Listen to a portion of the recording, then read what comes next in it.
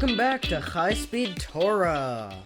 Yesterday, I explained that a korban only has value when a person wants to really change. If somebody continues their averot after they've given the korban, or brings a korban without willing to change their heart and refrain from doing averot, Hashem rejects it. The Torah explains that korbanos are not an end on their own. They're a means towards tshuva.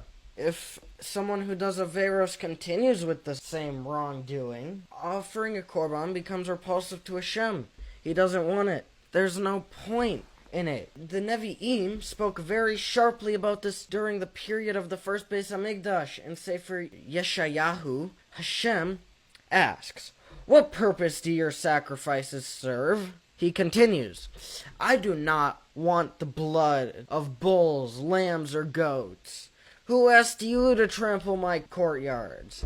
Stop bringing worthless offerings." This message is clear. If korbanos become a substitute for real tshuva, Hashem does not want them. He rejects them. He says, no, stop giving them. You're not changing.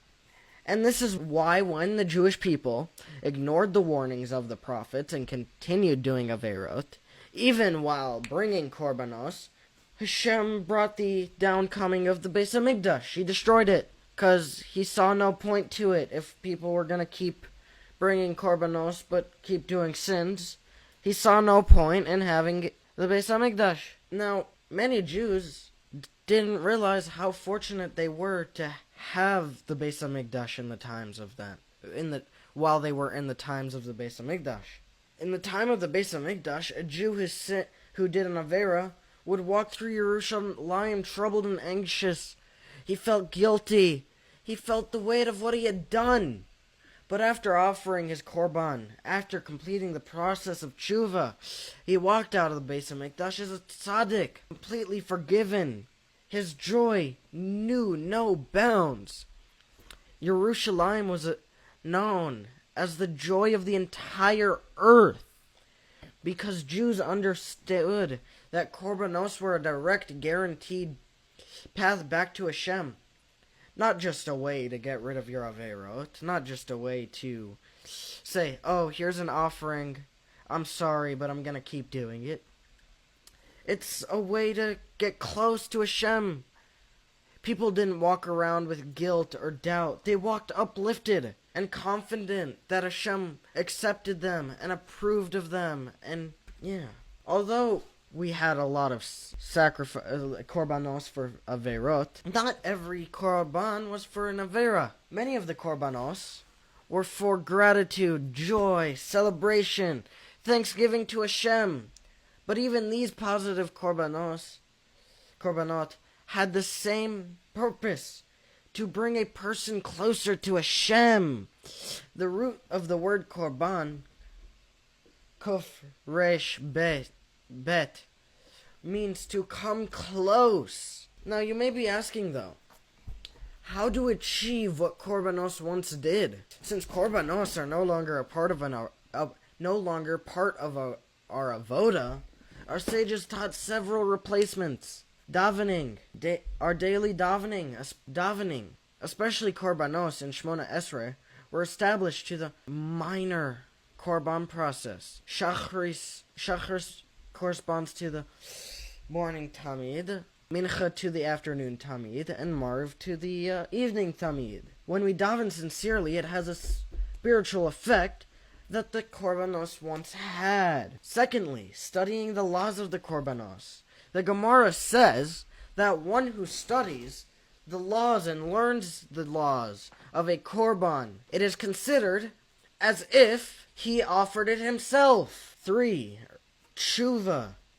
Since the destruction of the Beis Hamikdash, sincere tshuva provides the same atonement that korbanos once provided. Lastly, Torah study in general. Chazal tell us that Torah study outweighs all other sacrifices. Learning Torah brings a person close to Hashem even more effectively than korbanot. Now I have a story to tell you guys. relating to someone who didn't follow the rules so well, but they still gave korbanot and decided to keep doing averot after each korban. Eli HaKohen's two sons, Chofni and Pinchas, did not treat the avoda of the Mishkan properly.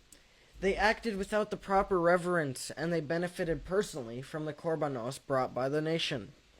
Because of this, Hashem sent the prophet Elkanah to warn that punishment would come upon Eli's household. Eventually, Shmuel, still a young boy, received a prophecy that confirmed the decree. The sin of Eli's house will never be atoned through sacrifices. This shows that korbanot cannot erase wrongdoing when a person refuses to change their behavior. They still have to stop doing the averot, the sins, all of it. They can't keep going around and being bad and murdering people, for example, even though that's quite a bad one.